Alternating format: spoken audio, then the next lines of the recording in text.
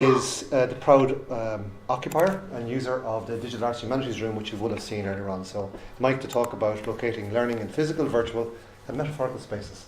Thanks, Mike. Okay, thank you very much.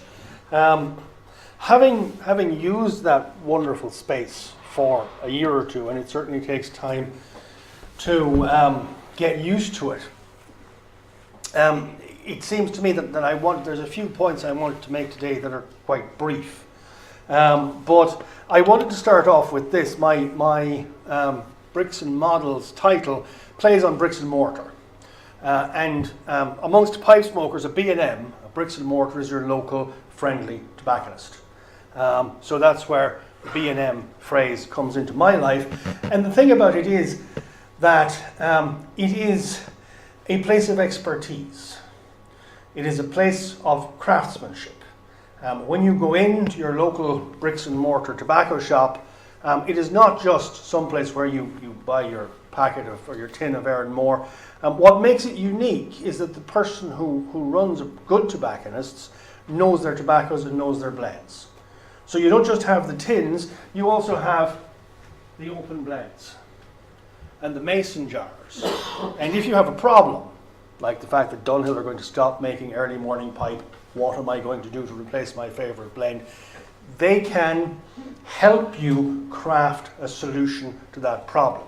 And part of crafting that solution, and I think this is important, is that they have the skill to identify and recognise and work out how much do you know when you walk in the door. What is the level of knowledge that you're bringing with you?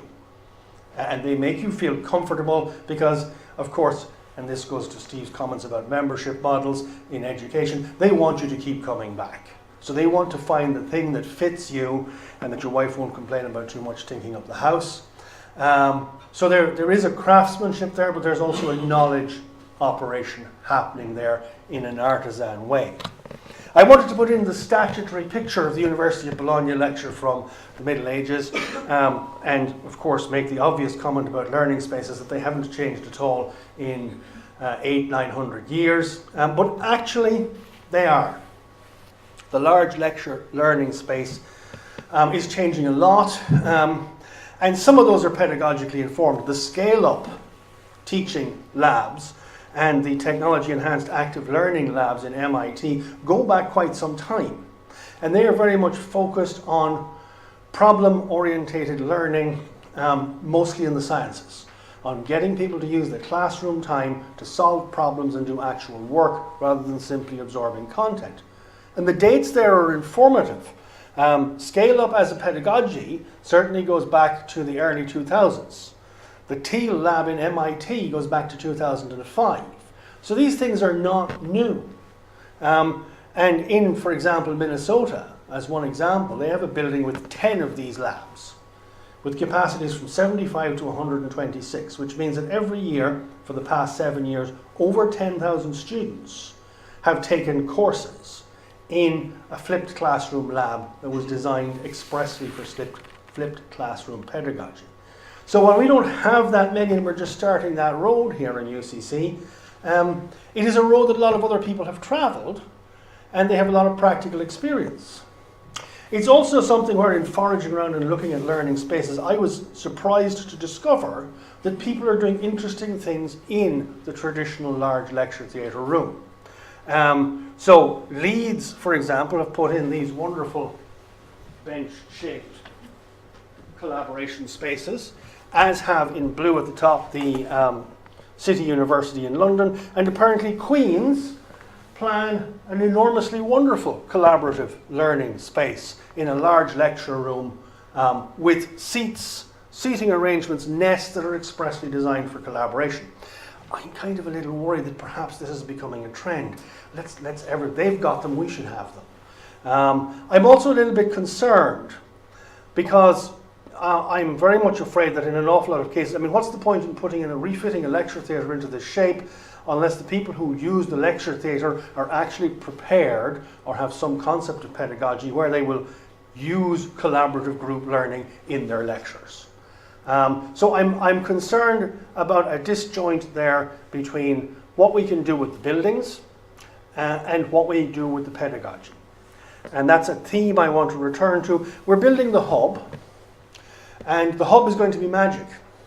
The hub is going to transform student learning. The hub is going to be like the holodeck. It's going to be like stellar cartography in Star Trek. And the thing about it is that, I mean, one of the things we said was that it will be technology rich, but we must be able to refit it for new technology as it comes along. And we're now seeing a situation where augmented reality and virtual reality is becoming so commonplace that what we originally thought would go in the hub might not be what goes in the hub. New things will have to go in there. But the interesting thing about it is that we have a great many models of the relationship between technology and pedagogy. And many of them are circular. There's like a hub in the middle and they go around as a circle. So there's the community of inquiry model, which actually goes back to an academic paper as long ago as 1992, which is in the last century in many respects, about how online discussions work.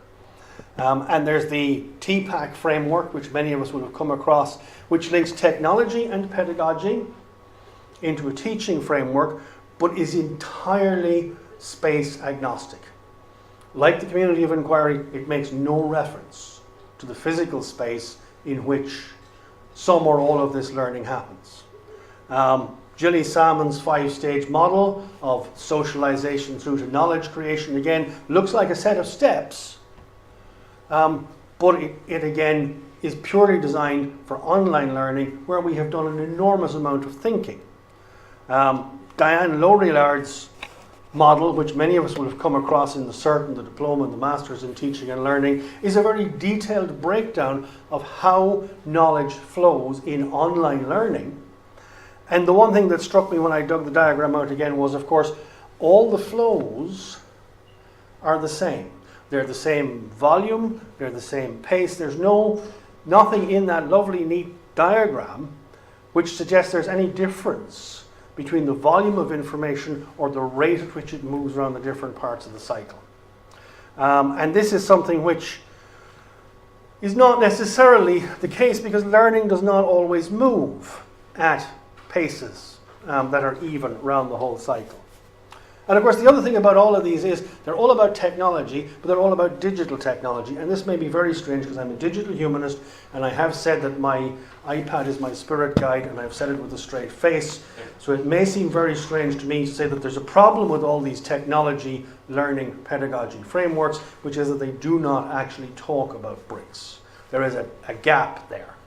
It was very clearly brought home to me a number of years ago in the Masters in Digital Arts and Humanities, when one of our students pointed out that a Greek amphitheatre is a technology.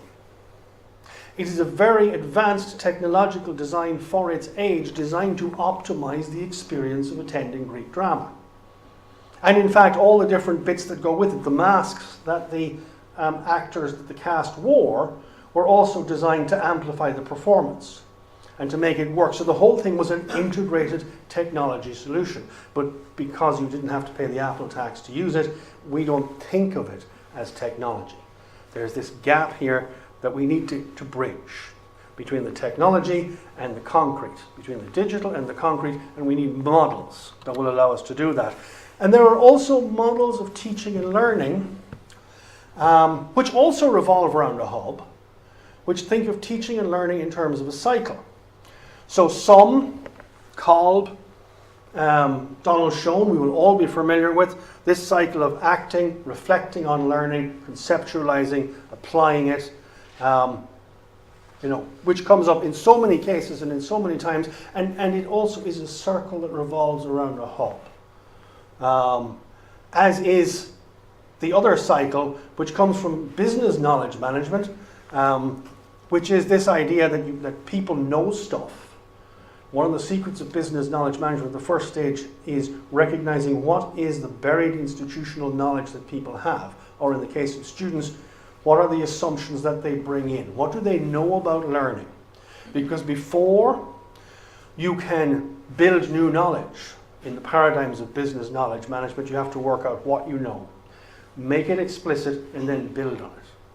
And this goes back to the tobacconist dealing with the naive user walking in the door wanting to improve their experience. You have to find out what the people coming in the door need. And when you've made that explicit, then you can build your other cycles upon it. And it's like the trainer in your gym. The first thing you do when you take out a membership to your gym is you do an assessment. And then you pay your sub for life, because every now and again your trainer reminds you what you're supposed to be doing. So there is this cyclical model, and eventually what I feel we don't have and what we need is at least a tricycle, if not more, in that there are things we understand about physical space, like light levels and sound and things like that. There's the wheel of things we understand about pedagogy. We understand about teaching and learning, but it's not always related to the physical space or to the technology. And there's the wheel of models that we have about technology and how technology-enhanced learning works. And we really need to put those three together.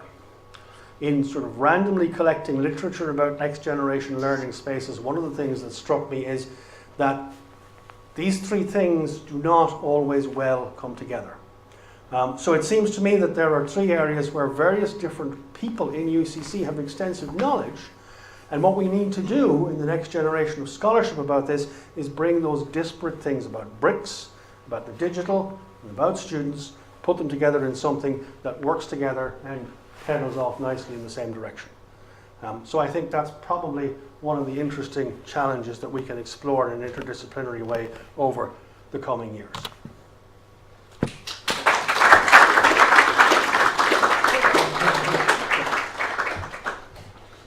Well done, Mike. Fantastic. Brought us back on schedule. Our last speaker then today is Dr. Daniel Blackshields. So Daniel teaches on